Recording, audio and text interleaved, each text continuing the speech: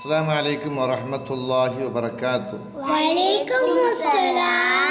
എഴുതി നോക്കിയ മക്കളെ, നമ്മൾ പാഠം 16 പഠിച്ചു കഴിഞ്ഞു.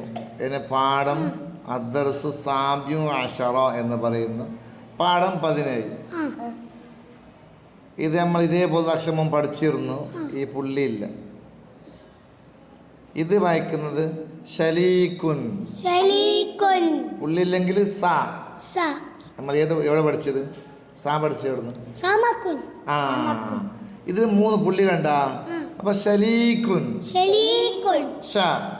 അങ്ങനെ ഷലീക്കുൻ ഇത് നോക്കിയോ.